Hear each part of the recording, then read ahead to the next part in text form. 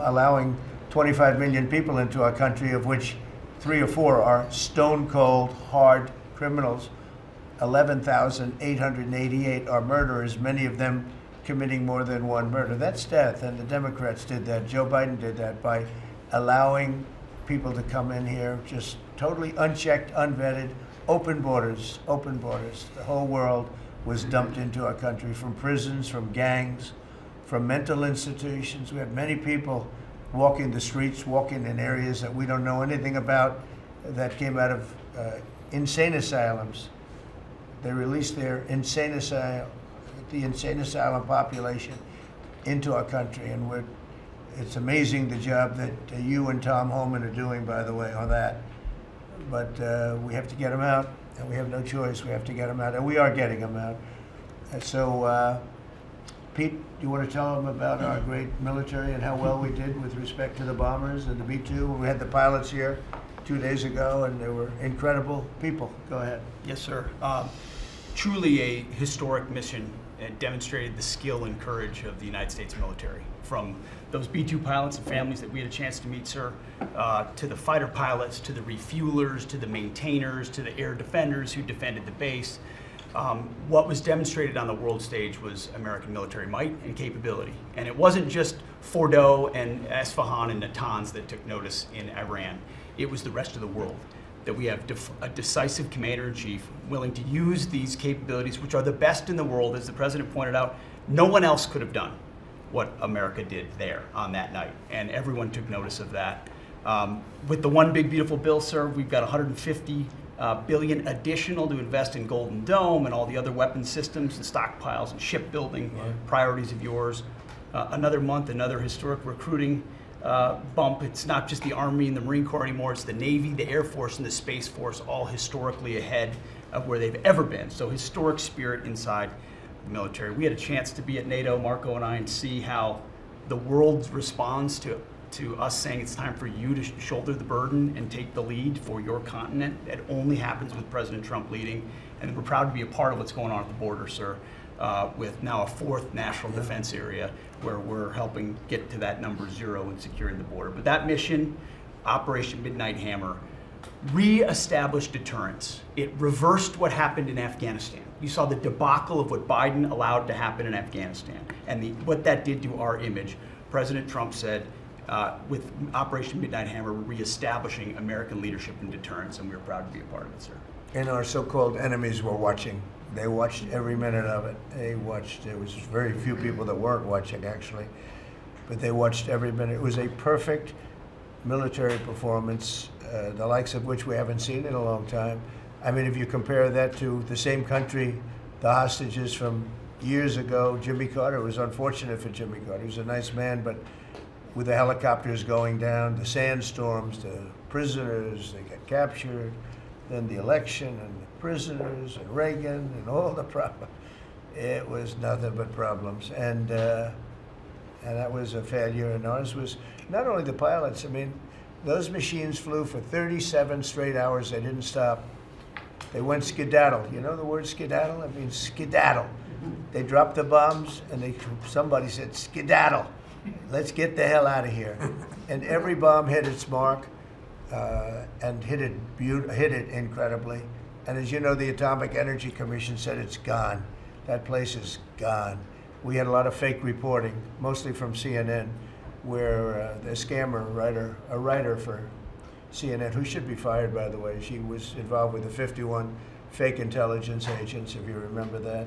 She did that story, created a story out of it. She created a story out of the laptop from hell, saying it came from Russia, but it actually came from Hunter Biden's bedroom, or worse.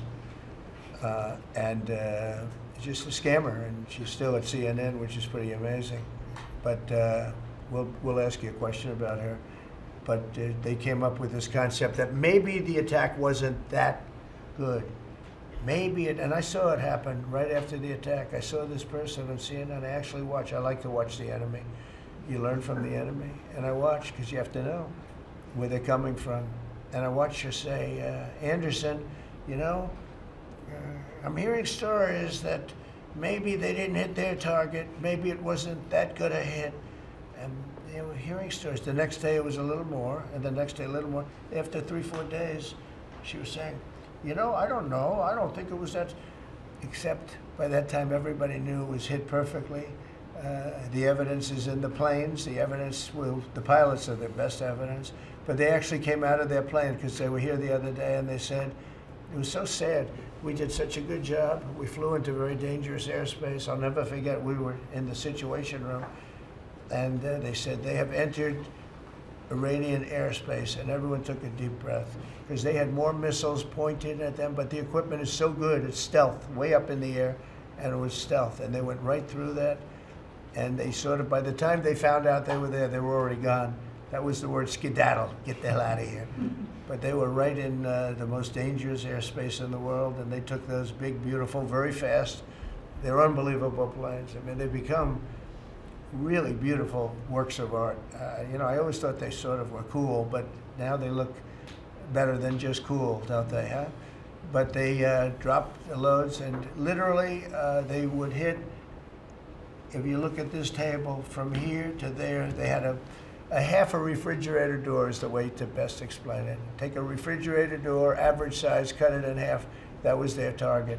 They hit every single one. Then we had 30 missiles, Tomahawk, shot from submarines 300 miles away. Every one of them hit their target. It was a perfect mission. Then they came back, almost 37 hours.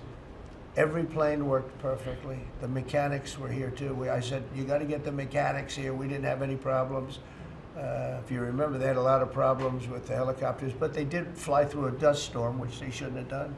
Sometimes you say, let's go back and try it on a nicer day. Dust and sand don't work well with helicopters if you know much about helicopters, but that was a horrible embarrassment to us. Then we had Afghanistan, which I think was the most embarrassing moment in the history of our country, and we would have gotten out. I was the one that got them down. I would have kept Bagram, the big air base, which right now is controlled by China, among the most powerful runways in the world, thick with concrete and steel. Anything could land, and right now, they were 1 hour away from where China makes its nuclear weapons. I was keeping it. Outside of that, we were leaving, and I would have been out faster than them, but we would have gotten out with strength and dignity. Instead, that was the most botched up mess I've ever seen. They left all that equipment behind, and every year they have a parade running down some third-rate street with the equipment. You know, it's supposed to be Fifth Avenue. It doesn't work. But with all that equipment that they left, they should have taken every ounce of it. I was taking every ounce. I said every screw, every bolt, every nail you take out of there. And Millie said, I remember one time, so we're better off leaving the equipment. Why? Well, it's cheaper. I said, cheaper? You mean it's cheaper to leave a $150 million airplane rather than flying it into Pakistan or India or someplace, or just flying it straight home? It's cheaper. Yes, sir. That's when I knew he was an idiot.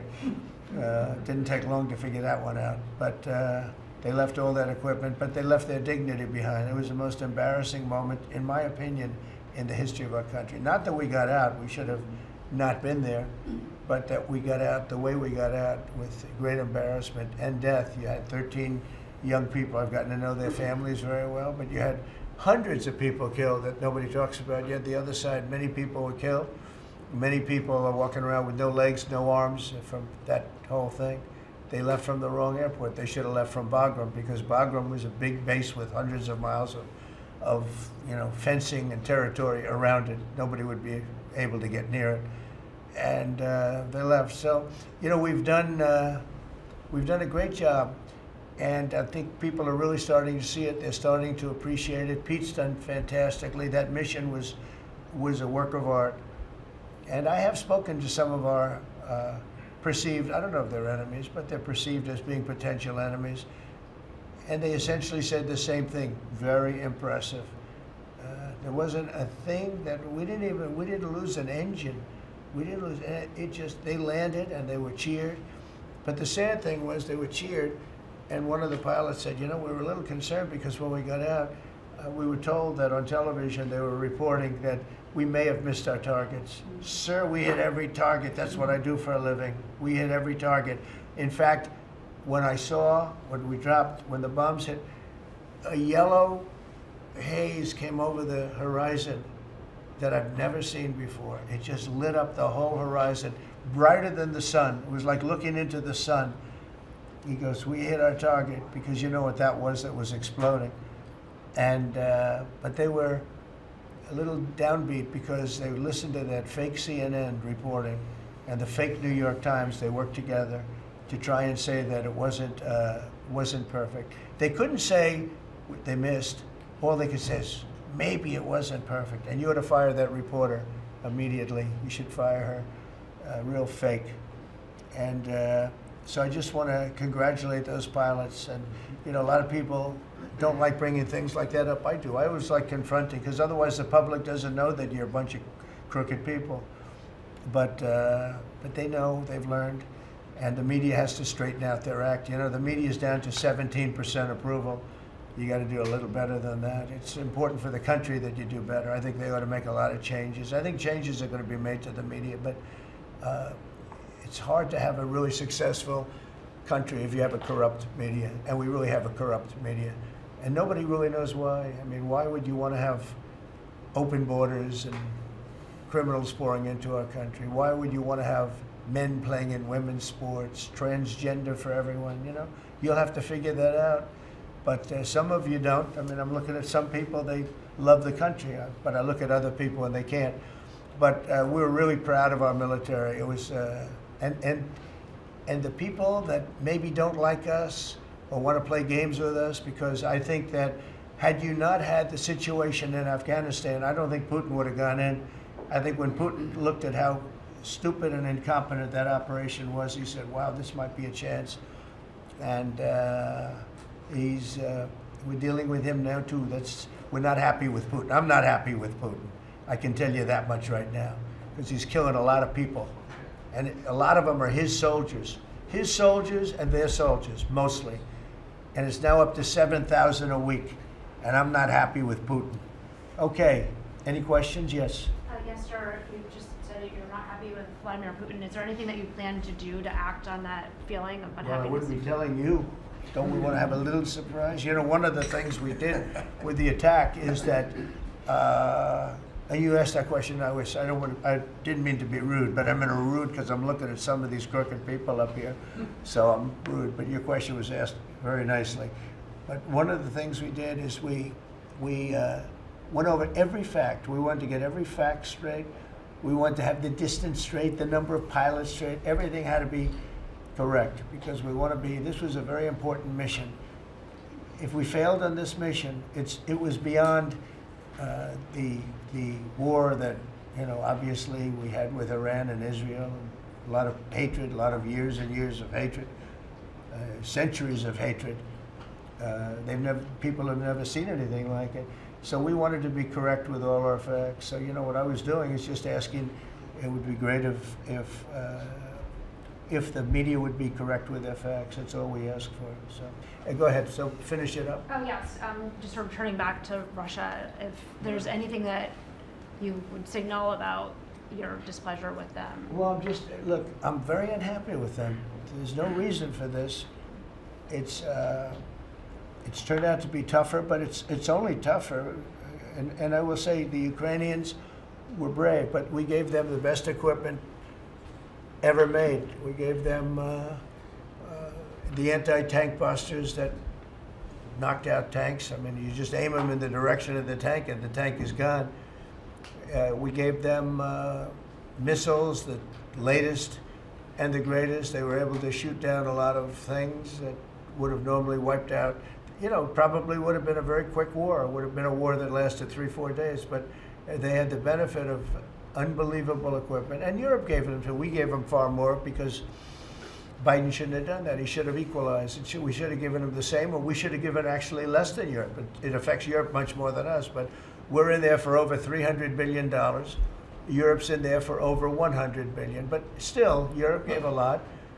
And I will say this, the Ukrainians, whether you think it's unfair that we gave all that money or not, they were very brave because somebody had to operate that stuff. And a lot of people I know wouldn't be operating it. They wouldn't have the courage to do it. So they fought very bravely. But we gave them the best equipment in the world. We make the best military equipment by far. There's nobody close. You look at other equipment from other countries, it's not even close. That's why everybody wants to buy our equipment. And that's why we're going to step up these contractors now that make it, and they're brilliant, but they make it too slowly.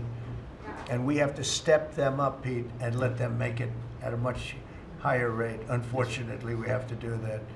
But if you look at our Patriots, if you look at our Tomahawks, if you look at our, well, what we do with tanks is, you wouldn't want to be driving a tank. You would feel nice and secure. But they are javelins, they're called. And I gave them the javelins. Remember they said Trump gave the javelins and Obama gave them sheets, right? They called Obama at that time. Barack Hussein Obama, if you haven't heard, did a terrible job. But that was a war that should have never happened, and a lot of people are dying, and it should end. And I don't know, we get a lot of bullshit thrown at us by Putin for you want to know the truth. He's very nice all the time, but it turns out to be meaningless. Do you want to sanction him? Lindsey Graham has a sanctions bill on Russia. Do you want him to move? I'm looking at it, yeah, no, I'm looking. The Senate is passing and passed a very, very tough sanctions bill. Yeah, I'm looking at it. Can you sign that? It's an optional bill. It's totally at my option. They passed it totally at my option, and to terminate totally at my option. And I'm looking at it very strongly. Yesterday you said you want to see more. Go ahead, please. The Council of Economic Advisors released a new report saying that imported goods have actually decreased in price from December I know, it's not through amazing. March. Well, my question is, With the tariffs. Well, the Fed chairman keeps saying that tariffs are going to cause price increases. Are we the prices just not Chairman passed of the through? Fed? Yes, exactly. Well, Are the prices, you do a better job than him. Thank you. Are the prices just not passed through yet? No, I think what's happening is everything's evening out. You know, when we charge, see what people don't understand, the other countries have been charged, almost every country charges us tariffs. We had deficits with everybody for years, for decades. And we were like this big monolith that made bad deals with everybody. We rebuilt South Korea, we stayed there. It's okay, we rebuilt it and we stayed there. And they pay us very little for the military. I got them to pay billions of dollars, and Biden then canceled it when he came in. I said to South Korea, as an example, we give you free military, essentially, very little. And I think you should pay us $10 billion a year. And they went crazy. But they agreed to 3. So I got 3 with a phone call. And I was satisfied. I said, but next year we have to talk. And then we had a rigged election, and we never got to talk. And you know what Biden did? They probably went to him and they said, listen, Trump treated us terribly and we shouldn't be paying anything, and he cut it down to nothing. So that's what happens. It's ridiculous. That's the other thing. We're talking to countries about contributing to the military, not only just paying more in NATO, but contributing. We have 45,000 soldiers in South Korea. We have 45,000 soldiers in Germany, 52,000 actually.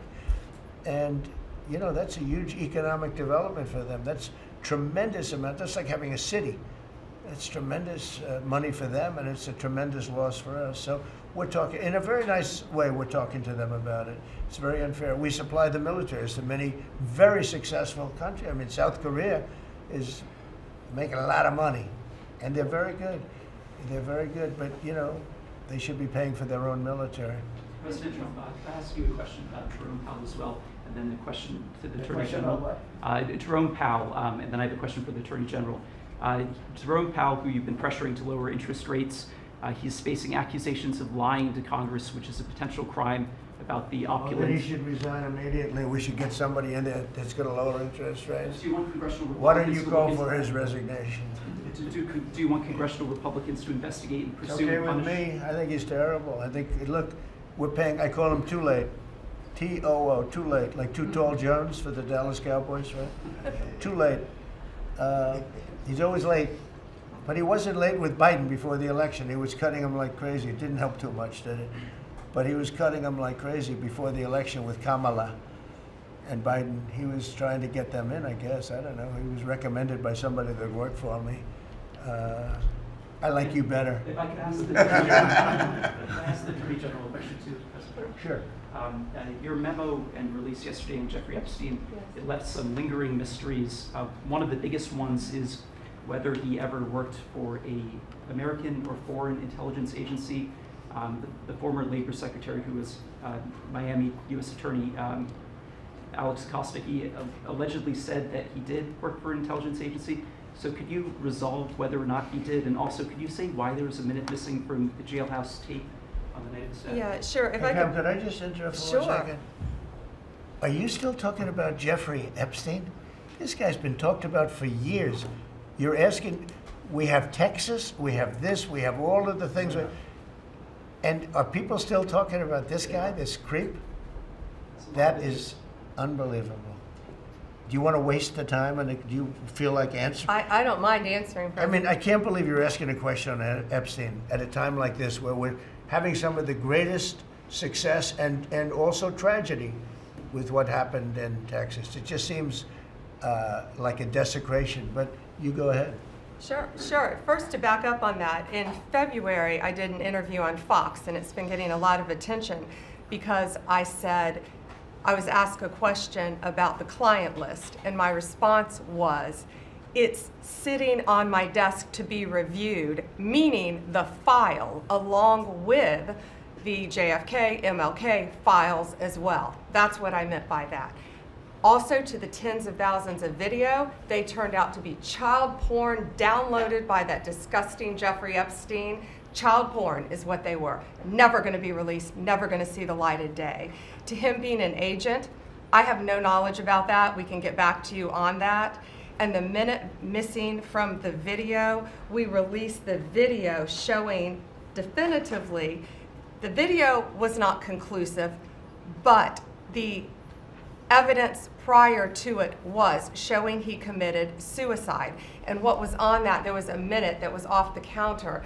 And what we learned from Bureau of Prisons was every year, every night, they redo that video. It's old, from like 1999. So every night the video is reset, and every night should have the same minute missing. So we're looking for that video to release that as well, showing that a minute is missing every night. And that's it on Epstein.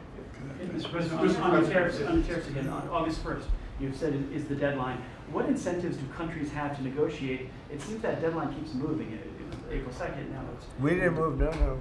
It's always been August 1st, that's when we're paying. And a statement was put out today, and I put it out just to make it clear. It wasn't a change, it was August 1st. We don't change very much, you know. Every time we put out a statement, they say he made a change. I didn't make a change. A clarification, maybe. No, August 1st they pay. And everybody pays, everybody has to pay. And the incentive is that they have the right to deal in the United States. If they don't want to, they don't have to pay, and they don't have to deal here.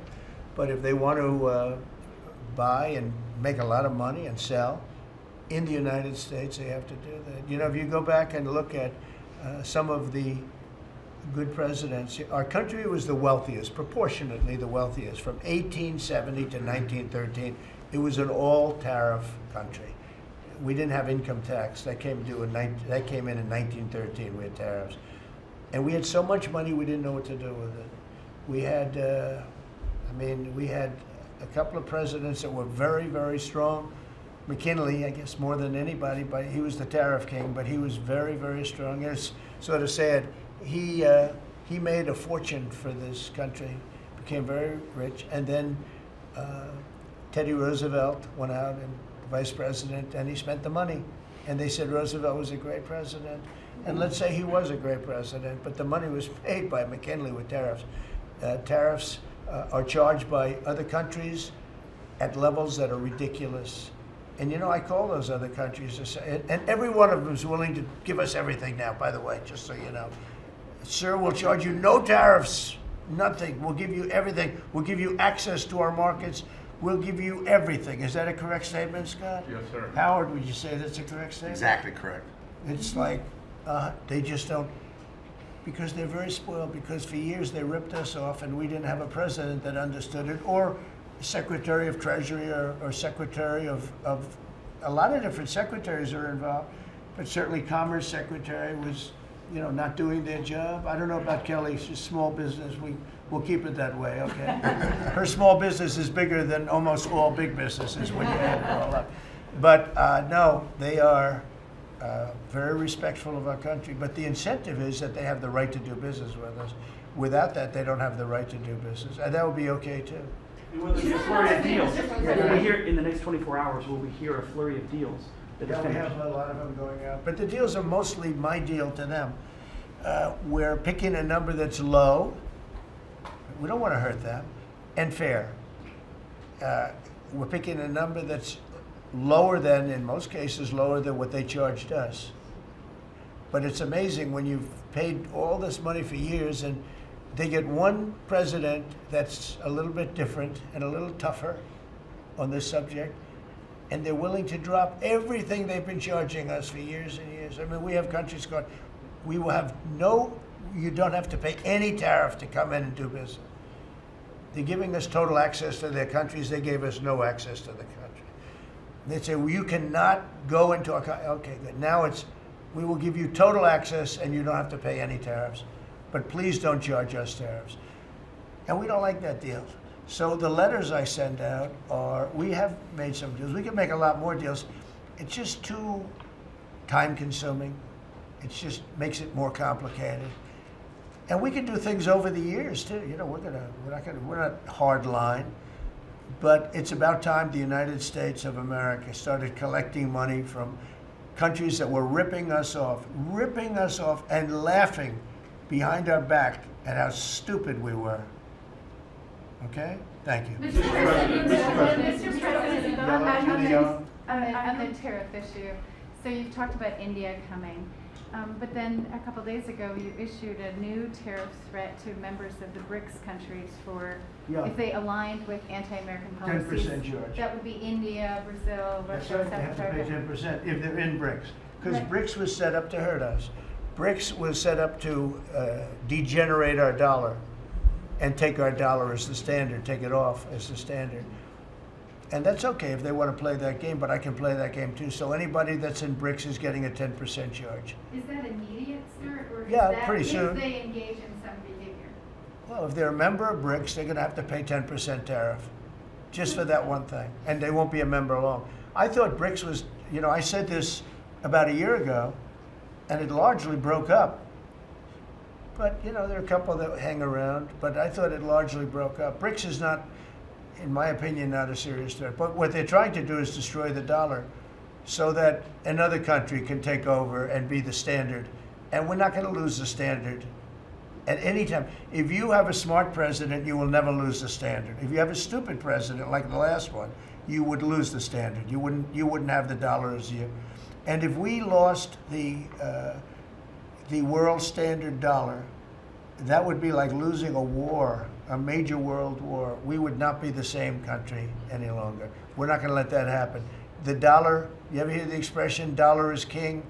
The dollar is king. We're going to keep it that way, okay? And I'm just saying, if people want to challenge it, they can, but they're going to have to pay a big price. And I don't think any of them are willing to pay that price. Does that jeopardize? Thank you, Mr. President. Are you optimistic about reaching a tariff deal with the European Union soon? Well, the European Union has been speaking to us, Ursula and the whole group, and they've been very nice. They treated us very badly until recently. Now they're treating us very nicely. It's like a different world, actually. They've treated us very badly. They were among the toughest to deal with. Actually, in many respects, they were much worse than China. Look at what they do to our companies. They sue Apple, they sue Google. 17 billion they got from Apple on a lawsuit that they didn't have a case.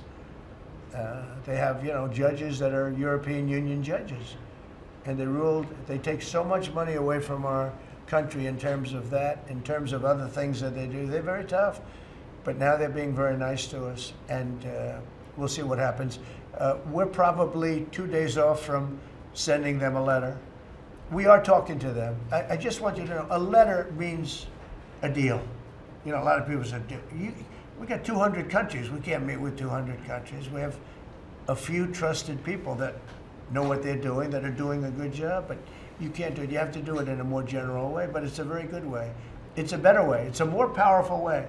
And we sent them a letter. You read the letter. I think it was well crafted.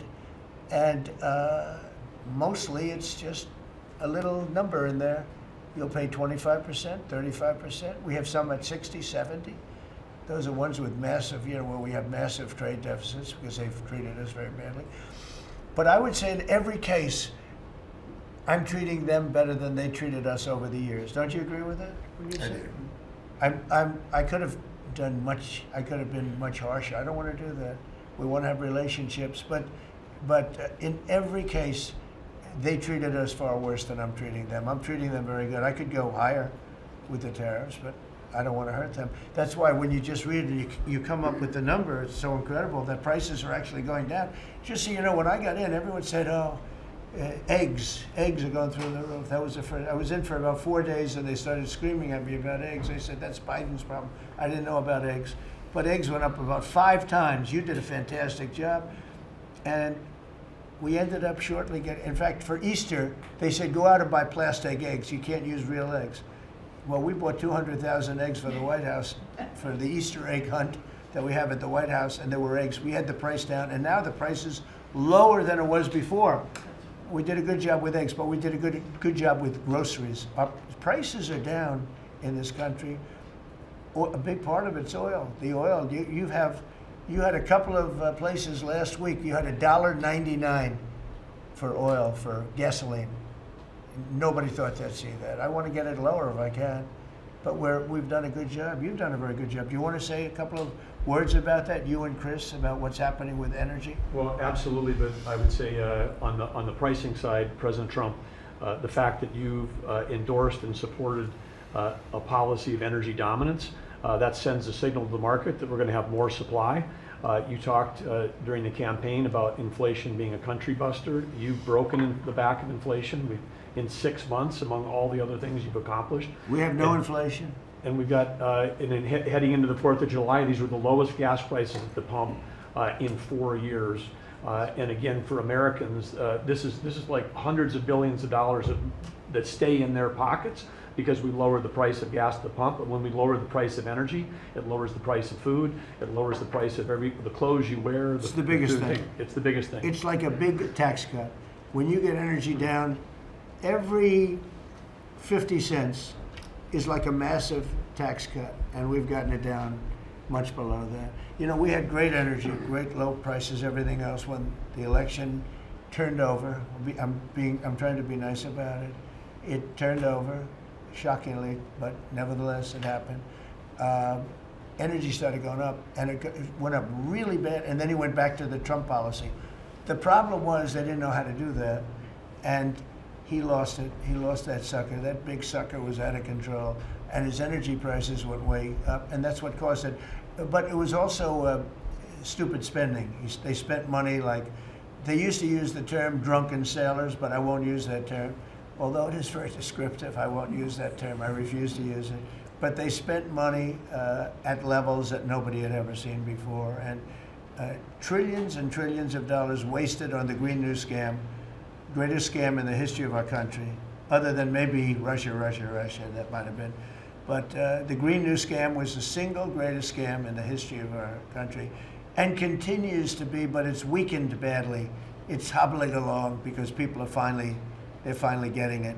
But they spent trillions of dollars on the Green New Scam, getting nothing for it. Devised by a couple of young people that weren't even good college students, you know? Not even good students. Check out their marks. Yeah? Let's give out the latest jobs report. No, not for CNN. Not for CNN. Go ahead. In the last jobs report, Mr. President, in the last jobs report, the manufacturing jobs actually lost 7,000 jobs. When will the investments that you've been talking about have an effect on manufacturing? They're building the plants now. About 7 have started. We're going to have hundreds started within a short period of time. Lee Zeldin, who may be the most important man in this room, I'm sorry, but he's the one that gets the permits, whereas he's the one that has to get the permits for the plants and the factories, and permits that used to take 5 years, he's getting in record-setting times. AI, we're leading China a lot in AI, and if we go with this, you know, I'm allowing the plants to build their own electric. I'm allowing them to become an electric utility, so they can produce their own electricity, because we need double to be successful with AI, which is the biggest thing now. We need double the electricity that we have, which is hard to believe. We need even more than that. And they're building plants with their own electricity substations. They don't have to use the grid. And anything they build extra, they're putting into the grid. So we're supplying the grid with brand new electric sources. And You know, it's funny, when they came to see me, they never even asked for that. I told them about it. The reason they didn't, they thought that was an impossibility. You're not allowed to build your own electric. These are massive investments that are being made in building electricity for their plants. And they're going to have, I think, Doug, a lot of electricity left over. And that electricity is going to be passed into the grid and give us no more, you know, like you look at California. They have blackouts and brownouts every week. They're totally out of control. They have a really incompetent governor. Where's Chris? Is he here? Do you want to speak to the subject? Yeah, I think a huge thing in the One Big Beautiful Bill, Mr. President, because of your leadership, is the ending of these subsidies, as you call them, the Green New Scam. That saves our country $500 billion over the next 10 years. But American taxpayers were paying twice. They were paying that money, $500 billion in the subsidies, and they were paying more expensive electricity price. If you subsidize something, you should at least lower the cost of it. But in this case, we were subsidizing something and paying more for it. So the One Big Beautiful Bill had two huge things: ending wasteful spending. Wind, solar, and batteries combined are 3% of U.S. total primary energy. 3% for $1 trillion, another $500 billion coming. It's just not a good investment, hurting our businesses, hurting our consumers. And the One Big Beautiful Bill also unshackled oil, gas, and coal development in the United States, onshore and offshore. Secretary Burgum has been working tirelessly on how, by getting the government out of the way, private businesses will develop more resources in the United States, lowering costs for American consumers, and making much better leverage for the United States to help our allies abroad and reduce the power of our adversaries abroad. So just a huge win on the energy front all around, and I thank you for your leadership. We're setting records now on energy, and there'll be nothing compared to what they'll be in about a year from now, but we're setting records. And wind is a very expensive form of energy. It's very bad for your beautiful surroundings, the plains and the valleys, and the birds are dying all over the place. You know, the whole thing is a disaster. They're almost exclusively made in China. Not that I have anything against China, because I don't have a great relationship with President Xi, but I asked him, how many wind farms do you have? He makes them, but they don't have a lot of wind farms, I'll tell you, very, very few. And wind is tremendously expensive and is very ugly. And if you own a house that's inside of a windmill, your house is worth less than half. And you hear noises. And interestingly, in New England, you probably read, where for 50 years they had 2 wells washed up, 50 years. And last summer, they had 14 washed up. Now, I'm not saying that's the wind farm that was built, but maybe it is, right? Probably is. It's tremendously expensive, and it can only be done with subsidy. You know, I know a man that's in that business, and one of the biggest in the world actually runs a company that builds these stupid windmills. And he said, I hate the business because it's the only energy where you need subsidy. He said, energy shouldn't need subsidy. You should make money with energy. So wind. The other one is the solar, those big solar fields. They're taking our farmland. Our farmers are like mortified by it. They hate it. It's very, very inefficient and very ugly too. You know, probably better than a windmill, but you go around and you see all these things that are 3 miles long by 3 miles wide, and you say, what the hell is that? And it's a lot of plastic from China. It's plastic, black plastic from China. Now, we want to be smart. We're going with, look, China right now is building 58 coal-fired plants, 58 big ones. They have 62 on the books to build. We've reintroduced clean, beautiful coal, because you know you can do a lot with coal now. Clean, beautiful coal, and natural gas, and all of the other things that we have. But we don't want wind, and we don't want solar, because they're a blight on our country. They hurt our country very badly, and smart countries don't use it. Solar sounds good, I will say, and I like, on occasion, you'll see a roof which is made out of solar brick, but it's a smaller use. We need the kind of thing that's going to fire up our plants, and it's not going to be wind, you know, that is very intermittent, as you probably know. But they've spent a fortune. They've spent trillions of dollars on this stuff. And I'll just give you one other story. A friend of mine is a very successful guy. He went back to see his mother in Minnesota. Hadn't seen her in a long time. And he wasn't back for 10 years, which isn't a nice story. I mean, you don't see your mother for 10 years. She's got some difficulties, which I know the guy, he does have some difficulties. He's very successful, but probably not the nicest person. It was actually longer than 10 years, but he went back and he told me he wanted to go and look at the valley. There's a valley in Minnesota that he thought was so beautiful. And I hadn't seen it in a long time. He's driving along the road. He said, oh my, I'll use the word gosh, oh my gosh. He said, oh, he said it looked like a junkyard. He had 159 windmills. They were all over the place. Some were old, some were newer, different companies, different shapes, different sizes, different colors. Many of them were terminated. Terminated meaning closed. You can't take them down because the environmentalists don't let you bury the blades because they're made out of a fiber they say is bad for the earth. So they want you to put them up, but they don't let you take them down. But many of them were turned off. He said it looked like a junkyard. Go to Palm Springs, California, and take a look at that pile of junk. And you go into a wealthy neighborhood. Before you get there, you have to ride through hundreds of windmills that are, most of them are turned off. They're rotting, they're rusting, they're 30 years old, 20 years old.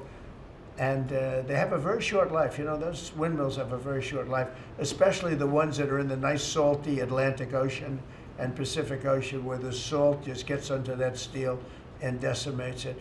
Now, it's a horrible, horrible thing for our country. And I speak out. It would be nice to say wind, because it sounds so good, doesn't it, Doug? Wind, wind. But it's not. It's these ugly machines, and they're all made, you gotta see, some are a little taller, a little shorter. They're made by different companies. They have different stocks. They have different blades. They have different everything. It is so horrible. And if you look at smart countries, they don't use it. Smart countries don't use it. And we're now a smart country. We're not we're a brilliant country. We're not smart. We're brilliant now. We're going to be a brilliant country. We have to be, because we have to catch up for some really stupid people that did a bad job. Yes, Brian? Yes, Mr. President, I've got a quick comment, some feedback as a native Texan, someone that I grew up bringing my kids to a camp very near the affected camp now. Thank you on behalf of Texas. I've gotten hundreds of messages that want to thank. If you're in the cabinet room, you can tell the president and his team on behalf of Texans, thank you so much for the quick response and the loving, the hugs. I saw that you gave. Two quick questions. I saw a Palestinian senator. His name is Schumer. He's a great Palestinian. No, he's a Palestinian. He's become a Palestinian. He's abandoned the Jews. But I saw him say, it's Trump's fault. Yeah, that's right. It's Trump's fault. He was actually, do you ever see John Lovett's The Liar? Where he goes, yeah, I went to Harvard. That's right. This was Schumer. He goes, yeah, it's Trump's fault. That's right, it's Trump. I actually saw that stupid guy try and blame it on me, and I said, man, that's a tough one to take. But his career is limited because I hear AOC is going to beat him, and she's no bargain either, by the way. Go ahead. Well, I would just say that's an example of an America First team effort to get this country back. So that's what America First looks like for the viewers watching us at home. My two questions. Looks like we have a rogue judge, an Obama-backed rogue judge that is attempting to block the funding to Planned Parenthood, which the big, beautiful bill cuts off the funding to Planned Parenthood. Any plans to challenge that? Go ahead. Absolutely. Yes, we're on it. We're on it. And I texted, I believe, I talked to yesterday Secretary Lutnick and Secretary Besson. I reached out to you to let you know that we were on it in the big, beautiful bill. Wonderful. And then my I let her handle that question. You notice? I said, go ahead, handle that question. I'll toss it to her. Then my second question was Secretary Rollins. You did an amazing press conference today in front of the Department of Agriculture. You talked about the Farm Act and the need to get China out of our country, owning farmland.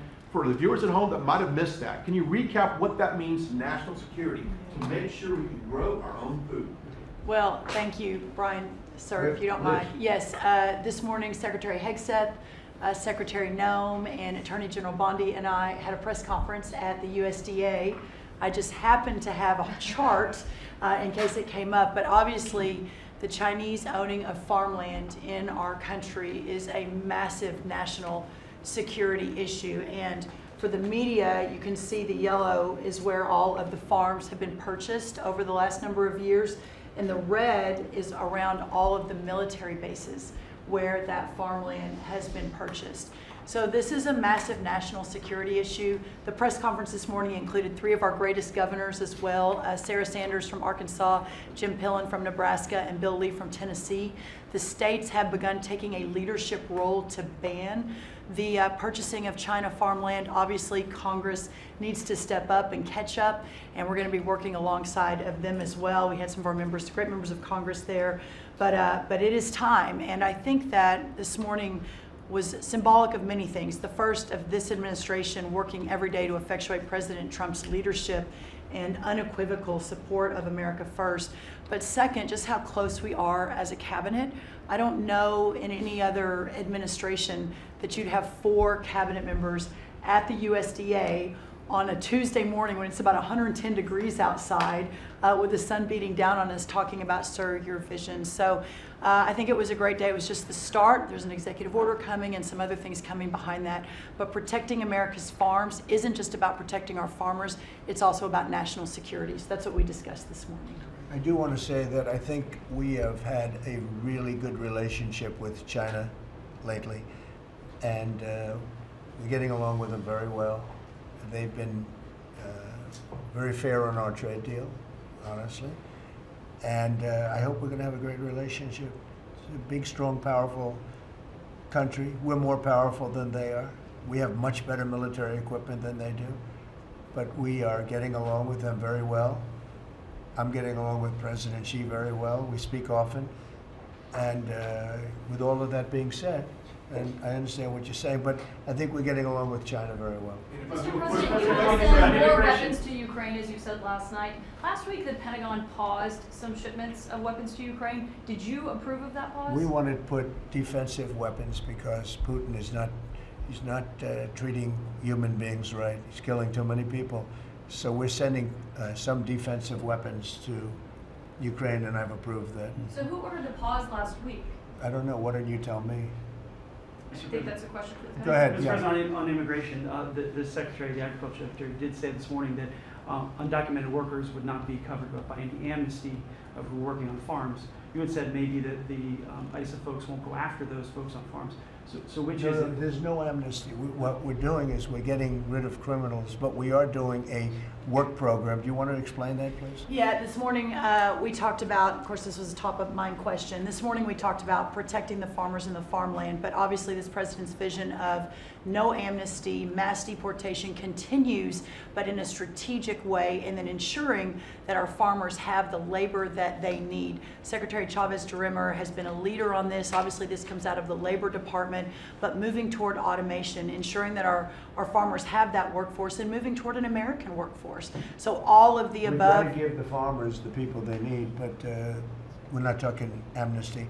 Lori, do you want to say something about that? Thank you, Mr. President. On this, thank you, Secretary Rollins, how important this is never to displace the American worker. What the Department of Labor is doing is focusing on what the law entails now, being more modernized, more streamlining, to work through the H programs. We're going to have a concierge approach to that, where we have developed a new office to answer the need of our farmers and ranchers and producers, and not to displace the American worker, and follow within the law now, and that does not include an amnesty program at all. And we've seen that working, and we'll continue to have that roll out. On the other topics that we've somewhat talked about, the jobs numbers, Mr. President, 4 months in a row we've seen those jobs numbers increase. That's an exciting time for our manufacturers. That was asked earlier.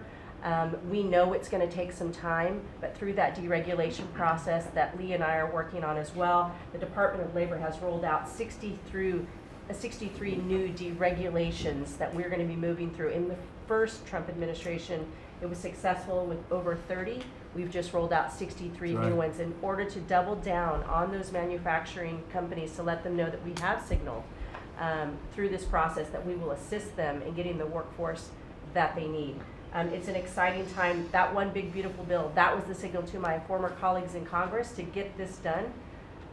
It's been an important time. I spent time on the ground visiting 7 states in 9 days prior to that bill being passed, because it was the most pro-worker piece of legislation that we will ever see really in this country right now. No tax on tips, no tax on overtime, no tax on Social Security. that matters to the American worker, because we don't want to take their money and give it back. We want them to keep more of their hard-earned dollars in their pockets currently, and that's what they're excited about. And as I move forward with these tariff talks, I heard a company, orthopedic company in Indiana, say to me, for the first time since you have taken office, Mr. President, their increase in their bottom line by 8% since these tariff talks have happened. Not one company has said the president is not doing a good job. These tariff talks are working. They're feeling it on the ground. The media has told a false story because what's happening on the ground is positive, and that's what we're seeing in these jobs numbers. So I really, through the Department of Labor, to come in behind all the secretaries and build this workforce is going to be key to the American worker. So thank you for what everybody did this last week. The One Big Beautiful Bill is a doubling down of this, and we're going to see these workers start to grow. And that apprenticeship program is going to be working. That's we'll right. have that It's gonna be million great. apprentices across the We, country. you know, as you know, we're building plants all over the country now, which you weren't building any plants 4 years ago. You weren't building anything. But those plants, when they open up, it's going to be, you'll see numbers like you haven't seen ever.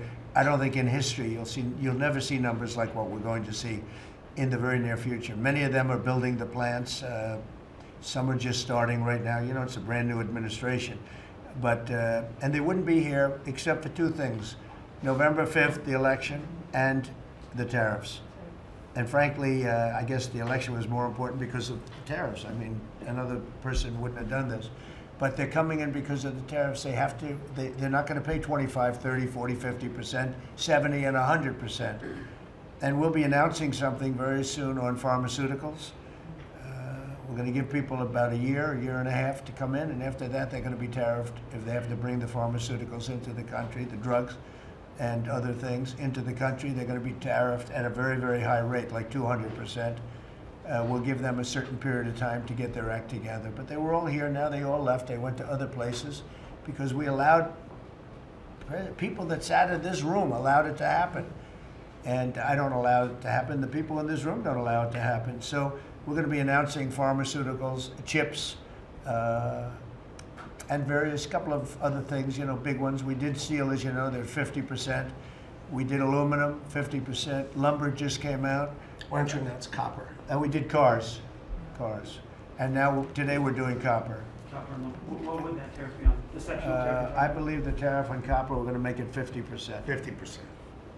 Any breakthroughs in See, I'm glad he Gaza? didn't question it. Just, Any just sort breakthroughs? of said, I just sort of thought, what would that be? It's a quick one. I didn't have much time, but he agreed with me. That's why he's ours. Right? Any breakthroughs on Gaza with the Prime Minister, and there's reports that you're meeting with Netanyahu again tonight. Is that accurate? I am. He's going to come over again tonight. We're talking about Gaza, mostly Gaza right now.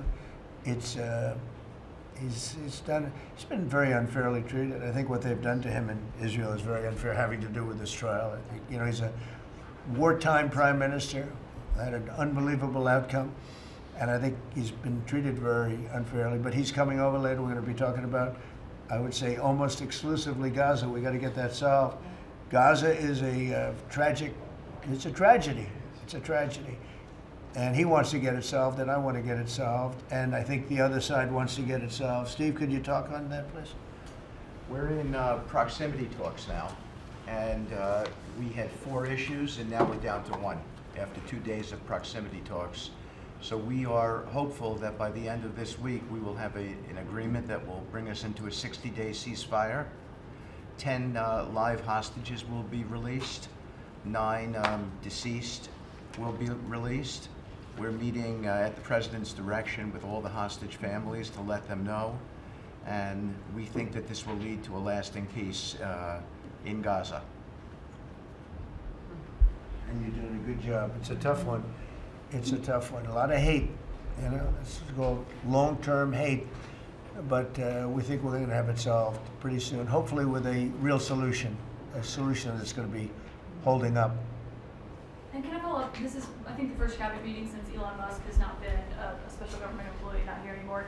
He's now saying he's going to create a third political party. Are you worried about the impact that that could have? No, I think it'll help us. It'll probably help. Third parties have always been good for me. I don't know about Republicans, but for me. Are you second guessing any of the cuts that Doge made since you No, described him as no. off Look, the rails look. the other day? We cut hundreds of billions of dollars with those. We could have done it differently. I would have done it differently a little bit maybe, but it was something that we saved a lot of money. You can always second guess. I guess some of the people in this room maybe would have done it slightly differently, and some would have done it exactly the way it was done. But it was dramatic and it was important, and we found a lot of things like billions of dollars given to people for environmental protection, where they had $100 in the account, like in Atlanta, Stacy. And then you had another one with 20 billion here, and 20 billion here, and 2 billion here, and 15 billion. And Lee, you might want to mention just a couple of those things. We really got because of those. At the Trump EPA, the one big beautiful bill was filled with many big beautiful wins for the taxpayer. It delivered a sledgehammer to the Green New Scam. Billions of dollars rescinded. So it's a big deal for the American taxpayer who sees money go through pass-throughs that are filled with self-dealing and conflicts of interest. They see unqualified recipients. They see reduced agency oversight, and they want accountability with their tax dollars, and they got it.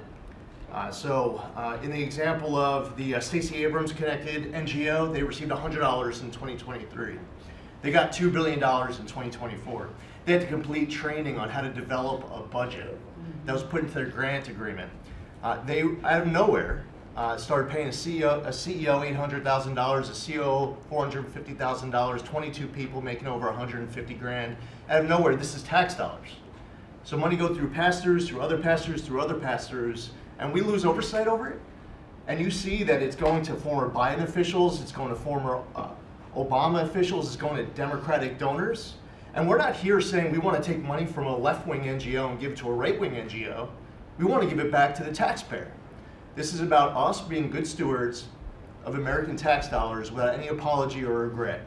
That's why President Trump was elected last November, because there are a whole lot of people who maybe they hadn't voted Republican in a long time. Maybe they didn't even vote for President Trump the first time around in 2016, but they're regretting that vote from 2016 and they were making it right in 2024. So the One Big Beautiful Bill gave us the tools to rescind billions of dollars more. We're seeing hundreds of thousands of dollars that'll get wasted per electric vehicle as an example of this money that was going through it. They gave $50 million to a group called Climate Justice Alliance. They say that climate justice runs through a free Palestine. The Biden EPA gave $50 million to a group that says that climate justice runs through a free Palestine. We say that if you're going to spend $1 in the name of remediating an environmental issue, then spend $1 on remediating an environmental issue. We say that we can protect the environment and grow the economy. We want to help grow more baseload power in this country. So why is it that it took this long for this team to get assembled, to be able to fix the mess that we inherited? But gosh, we love showing up at our jobs every single day, first thing in the morning, because all day long we get things done for the American taxpayer. And Congress did its part last week by passing the One Big Beautiful Bill to deliver this accountability and to cut off the Green New Scam. So maybe it's a bad day for Stacey Abrams. Maybe it's a bad day for all those well-connected Democrats getting paid off. But you know what? God bless America. Because at the end of the day, President Trump is here, J.D. Vance is here, and the greatest cabinet ever assembled to deliver that much-needed and highly demanded accountability. That was a very good answer.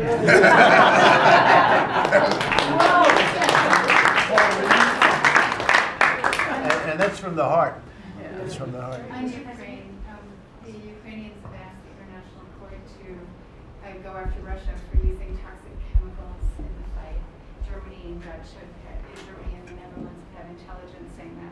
What does U.S. intelligence believe, and what do you believe about the use of chemical weapons? And would you agree that that's the case for the Well, I'd ask John maybe to discuss it if you'd like, John. Well, Mr. President, obviously chemical weapons, if it's documented in its use, it's illegal. It's against all international laws of armed conflict and treaties. And obviously I can't share in this room with this audience the intelligence that I can share with you privately, but obviously you're not going to stand or allow for any violations of international law by anyone. That's right. Thank you. Could I ask Sean to Department of Transportation, Sean Duffy, former great congressman, very popular, decided to go out and make a couple of bucks. He made a lot. Then he got bored with that, though. He likes serving people better, the people.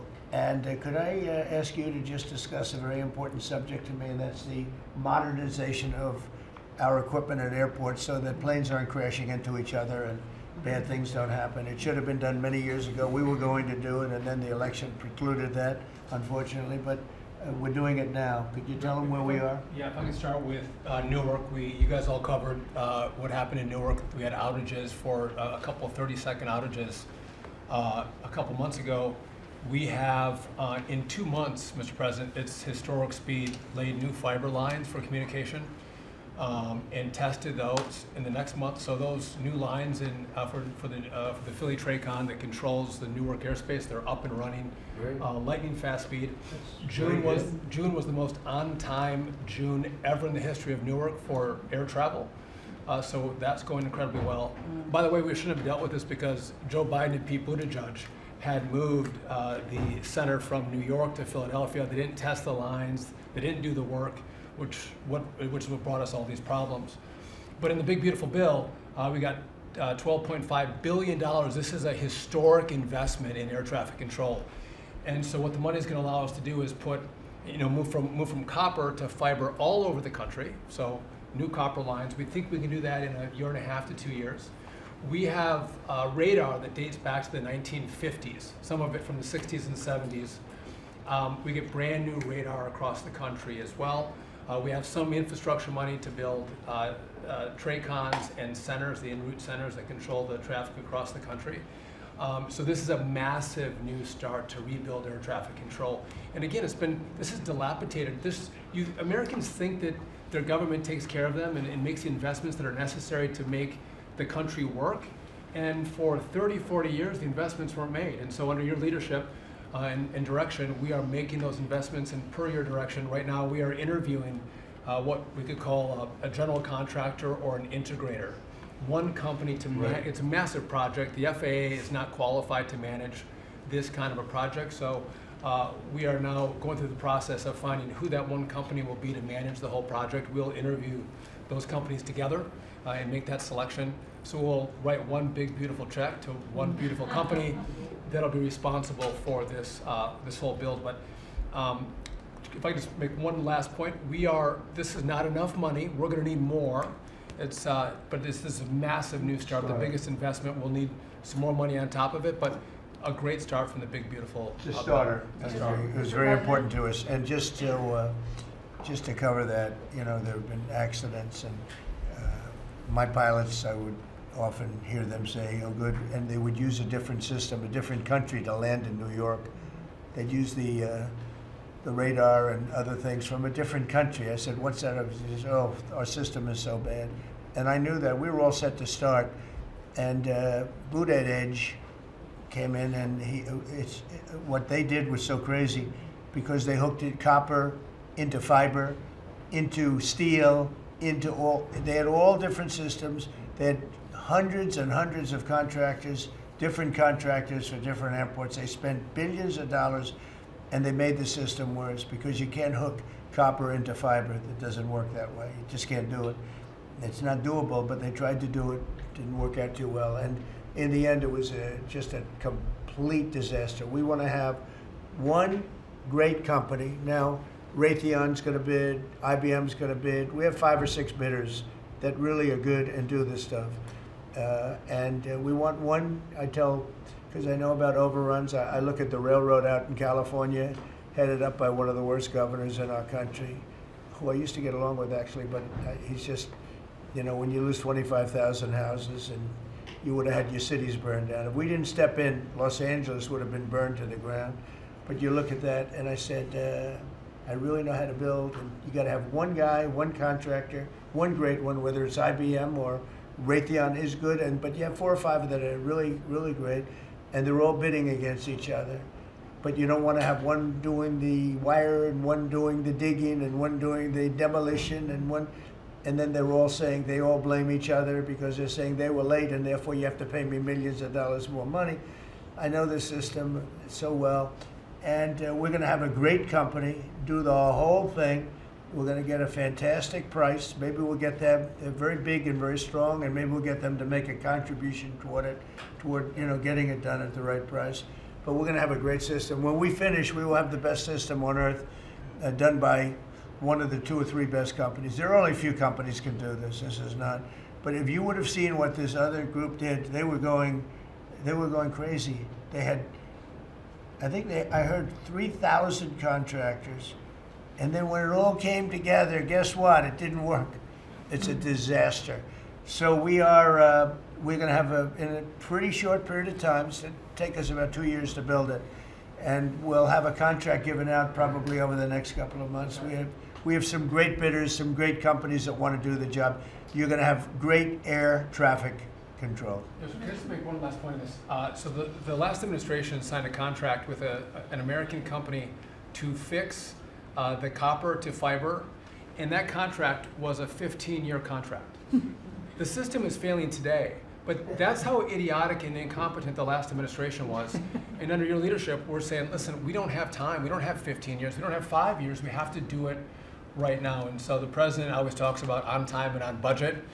We have embraced that. We are going to be on time and on budget. And by the way, you mentioned a train out in California. Stay tuned for probably give us 5 days and you'll have an answer on what's going to happen with the $4 billion that we potentially have invested on a train that's going to go nowhere. It's going to be $120 billion that'll never connect San Francisco to LA.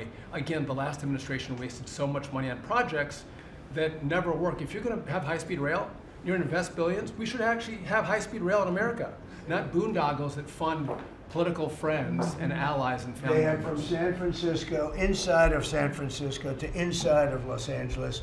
Should have never been built because airplanes do it better. And you could drive it. You could drive it. No problem with driving it. The roads aren't even crowded. So they were going to do this. Somebody's idea. Somebody got paid off a lot of money and they started it. It was going to cost a very small amount of money. And it ended up costing literally hundreds of times what the original. And now what they did is they said, well, going into the city is too big a deal. So we'll leave it 25 miles short of the city. So now they're leaving it. They're not going to finish it, really. It's not the same project. So now they're leaving it outside of San Francisco and outside, short of each. They just want to get it done, and I've never seen cost overruns. If you have a cost overrun of 10%, you should be ashamed of yourself. 20%, you should not do any more jobs. This is a cost overrun of 2,000%, something like that. It's unlimited, and it's not finished. And maybe it will never get finished. And I told Sean, look at it from every standpoint, but we don't want to, we have federal money going into that, and it's like throwing it out the window. So whatever you can do to stop it. $15 billion and not one track has been laid. $15 billion and we're 16 years into the project, not one track. Mr. President, on New York, you're the most prominent Republican in the country from the city. What do you want to... Anywhere else? Well, I don't want to be a wise guy. Perhaps I can. Maybe Marco. But how do you want Republican voters in the city to vote in the upcoming mayoral election? Should they vote for Eric Adams? Should they vote for Sliwa? Should they pick someone else? Look, number one, you have a communist running, and you shouldn't vote for him. He's a disaster. He's leading. He's got the Democrat nomination because that shows you where the Democrats have gone. He actually wants to take over the grocery stores of John Catsimatidis, who's a great guy, a rich guy, grocer, does a good job, wants to take over. He actually called me the other day. He's concerned his stores are going to be taken from him, and they won't be run like John runs them, believe me. He runs a good operation, but he actually said he wants to run his own grocery stores. No, this is a man who's not very capable, in my opinion, other than he's got a good line of bullshit, and he's convinced them to go with him. Now, as you know, Cuomo, who does have capability, is running, but he got knocked out, and now they're running as, you have Eric Adams, the current mayor, you have Cuomo, and you have Curtis Sliwa. And Curtis runs every every 4 years. He seems to be a fixture on the running scale. But you know, it's. I'm not getting involved. But I can tell you this. I used to say we will not ever be a socialist country, right? Well, I'll say it again. We're not going to have. If a communist gets elected to run New York, it can never be the same. But we have tremendous power at the White House to run places when we have to. We could run D.C. I mean, we're looking at D.C. We don't want crime in D.C. We want the city to run well. Susie Wiles is working very closely with the mayor, and they're doing all right. I mean, in the sense that we would run it so good, it would be run so proper. We'd get the best person to run it. The crime would be down to a minimal, would be much less. And you know, we're thinking about doing it. To be honest with you, we want a capital that's run flawlessly, and it wouldn't be hard for us to do it. And we've had a good relationship with the mayor, and we're testing it to see if it works. But New York City will run properly. We're going to bring New York back. I love New York. You know, I loved New York for a long time. Then we had a bunch of crooked people in there. You have an attorney general who's a total stone cold crook. New York State, Letitia James, a total crook. All they do is want to go after political opponents. They do what's ever expeditious for them. She's the one that took out Cuomo because she wanted to run for governor, and then she ended up getting 1% of the vote. She polled at 1%. She dropped out, went back to attorney general. You have a lot of crooked things going on in New York. We're going to straighten out New York. Maybe we're going to have to straighten it out from Washington. But when I see a communist who has actually gotten a Democrat, pretty much gotten the Democrat nomination, they also went to that new form of voting, which is a beauty. You go in there in third place, you come out in first. That's that form of voting that they have gone to. You know what I'm talking about. It's not too good. We're going to do something for New York. I can't tell you what yet, but we're going to make New York great again also. We're going to make it great again with the country. What we've done in this country in the last 6 months, nobody has ever seen it. And I told the story, the King of Saudi Arabia, I was over there. They gave us $5.1 trillion between Saudi Arabia and UAE, Qatar. 3 stops, $5.1 trillion coming into our country as an investment, biggest investment ever made. And it's all going to good stuff. I mean, all real, big, good stuff. Energy projects, big, big things. But they all 3 told me essentially the same thing. We thought your country was dead, and now you've got the hottest country in the world. We're right now riding the hottest country. We are, and you can all be proud of it. We're in the hottest country. This is the hottest country in the world. There's nobody close. Made hotter by some great pilots and great machines that nobody else has. Those great, big, beautiful machines, they rode those machines right into the toughest territory. And nobody knew what the hell happened. And then they hit their targets perfectly, and it was complete and total obliteration. And that's why that war ended, Steve. They told me that's why the war ended. The war ended when they saw that, it was over. And we're very proud of it. But we have the hottest country in the world right now, from a country that was close to dead.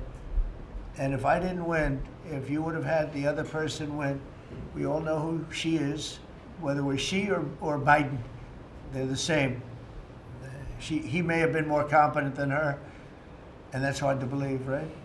But if you had that ideology in, I don't believe you would have had a country anymore. I think you would have had a country that was broken up. But we had a dead country. Now we have the hottest country in the world, and everybody knows it, and everybody said it. Mr. Vice President, do you have anything to say? Well, thank you, Mr. President. I just want to say that I'm very proud of the whole team. I think everybody has worked together. You see Pete and Marco and Steve working on some of the diplomacy, Christy and Pam working on the border. We just have a really, really solid team, and we've done a lot of good work. And in particular, I want to congratulate the White House staff led by the President on getting the One Big Beautiful Bill passed. Yeah. I was personally skeptical. Sorry, I never told you this, but I was skeptical we'd be able to get that thing done by July 4th. We did it because we worked together and we worked very well. So it's an honor to be a part of it, but I'm really proud of you guys for doing a great job. The beautiful thing about it, it had something for everyone. That's right. Most people said it had to be broken into 7 bills. It's so big. The problem was that some of those 7 have nothing for anyone, but they had to be done for the country. You know, sometimes you have to do things for the country that aren't necessarily popular. We had a couple of them, and that wouldn't have worked. So the one big beautiful bill, many people said it could never be approved. Too big, too everything. There's too much. But it had something very big and very important for everyone, and it's great for the country. And remember, the Democrats have come up with a false narrative, you know, just whatever. It's just a line that they send to everybody and that they print. I think in the case of this, it's death, death. Everyone's going to die. I heard that. Everyone's going to do just the opposite. Everyone's going to live. What we're doing is saving our country and making it much bigger, better, and stronger than it ever was. I'd like to ask, Marco's been doing such a great job. Do you have anything to say? Well, it's just going through a list here, Mr. President, and I think the Vice President's pointed out to the great team you have, and all these achievements that have happened domestically. But you think about it, under your leadership, we prevented and ended a war between India and Pakistan. NATO's now at 5% for the first time ever, the highest numbers ever. A peace deal between the Democratic Republic of Congo and Rwanda. A 12-day war that ended with an American operation that we're the only country in the world that could have done. Hopefully, pretty soon, a peace deal between Azerbaijan and Armenia. The entire Middle East and the infrastructure of it has the potential now to change because of Syria and Lebanon, and it hasn't even been 6 months. Sure. It hasn't even been 6 months, so it's a great testament to your leadership in this team. Well, thank you very much, and you've done a fantastic job. Could I just ask Linda, she's involved in so much, she's so talented and so good, and she's working on a couple of little things like Harvard, who was given $5.5 billion over a short period of time. We caught him on that one, it's crazy, but you're working on so much, you want to bring education back to the States. How are you doing? Well, absolutely, and thank you for the opportunity. I think on the big, beautiful bill, what we saw, you know, was school choice. You know, that's finally on a national basis at the state level, but there are opportunities now for scholarships, more and more of them for kids who are in failing schools. This is going to be a big turnaround. I think one of the biggest accomplishments we had over the past week was the University of Pennsylvania with the Title IX ruling that Leah Thomas was stripped of her title. Riley Gaines and Paula Scanlon and other women who have stood, you know, so strong against men and women's sports.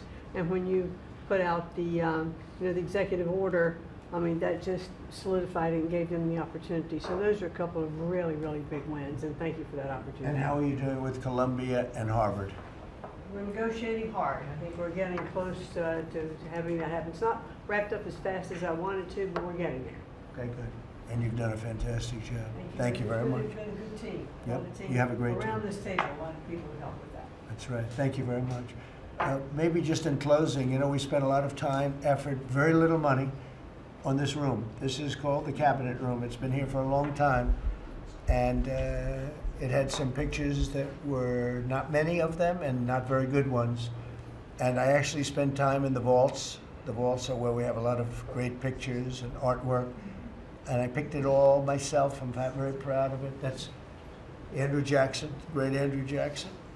That's a gentleman named, and we call him President Polk. He was sort of a real estate guy. He was, people don't realize he was he was a one-termer, but he was a very good president.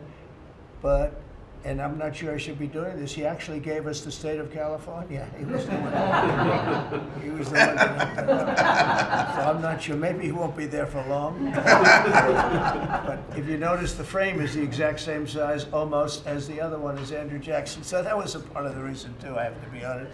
But Polk is was actually a very good president who's got the same frame that I needed, okay? And up here you have the original George Washington right behind the light.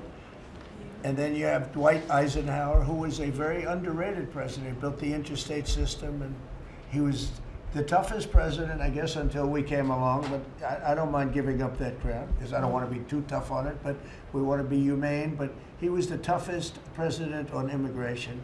He was very strong at the borders, very, very strong. And sometimes you can be too strong. He was strong at the borders, and during a certain period of time, they were so strong that almost every farmer in California went bankrupt. We have to remember that. We have to work together, and we have to remember that. But he was a very good president, and a very good general, and a very good president, and I thought he deserved a position somewhere on this floor. And then you have, this is very exciting to me, he was not a Republican, to put it mildly, but he was, you know, he was a four-termer. He was Franklin Delano Roosevelt. And if you notice, there were a lot of ramps outside. We have ramp, people say it's an unusual place for a ramp. It was because of him. He was wheelchair bound, but he was an amazing man. It's an amazing portrait, and we used to have him in the room, a different portrait, and it was a terrible portrait. It was almost like it was done by a child. And I used to say, you know, I can't believe that he would have approved of that portrait of himself. And I was in the vaults and looking at things. I said, what's that? And we have some great curators here. We have 6 curators at the White House. They have 2 for paintings, they have them for furniture, they have them for different things. I guess cost is no object. Okay, cost is, maybe I'd have 1, but that's all right. But we have 6, and they're very talented, though. And he said, that's a picture of FDR. I said, really? Let me see it. They took off the wrappings, very well preserved. And I said, that's the picture they've been looking for years. That was the picture of Franklin Delano Roosevelt. And I said, oh, wow. And likewise, that fit, see frame-wise, it just doesn't work. It doesn't work if you have, I want to be nice, but it doesn't work if you have a big frame, a little frame, and you, but it's like perfection. I'm a perfectionist. The mirror was down in the vaults also. I said, where is this from? And it's a very old, very storied mirror, beautiful. We put that up. And then over there is Honest Abe Lincoln. And that picture was in his bedroom. And we thought that this would be a very important place because this is where wars are ended. I'm not going to say wars are declared. I'm going to say wars are ended, okay? We'll be positive. And that's the picture of Abe Lincoln from his bedroom, sat in the bedroom for many, many years. That was his favorite picture of himself. And the Lincoln bedroom's very famous. You remember when Bill Clinton had it and he rented it out to people, okay? We don't do that. But it's an incredible room. And we took that picture from his bedroom. That's Abe Lincoln. And then over here you have John Adams, and it's, they were the first occupants of the White House, 1800. And John Quincy Adams, Mrs. Adams, they were the first occupants. So we have them looking at each other, and in between their stare is Abraham Lincoln trying to make peace. And that picture was in a room that I have that was not important, like the cabinet. I gave it up. I said, I have to give it up because that's one of the greatest pictures of the White House. The White House is tremendous art. And the Oval Office, when we're there, we'll go over that. That's really been something. Then we got the drapes, so we got the whole thing. We got new drapes. We got new, wasn't a big expense, very, very small. And we took some of the Chinaware and silverware and trophyware, they call it, from the vaults, and we had it cleaned up. Hadn't been shined up in 100 years. Some of this has sat in the vaults for over 100 years. Amazing. Over 100 years. Many of the pictures that were put up in the Oval Office as an example, those two as an example. So he was president. They moved in 1800, and he won the election, I believe, in November of 1800, John Quincy Adams. And we thought that would be, he was considered to be a good president, and he was the first occupant of the White House, so it sort of made sense. And I love the frame of those pictures. Look at those frames, you know? I'm a frame person. Sometimes I like frames more than I like the pictures. And we have the flags of the Marines, and Space Force now has its own flag. I'm very proud of Space Force, but the Army, Navy, Air Force, Marines, Space Force, the whole thing. And Coast Guard is right there. You never forget the Coast Guard. They do a great job. So we have the flags throughout the office. And it's really become quite a beautiful place.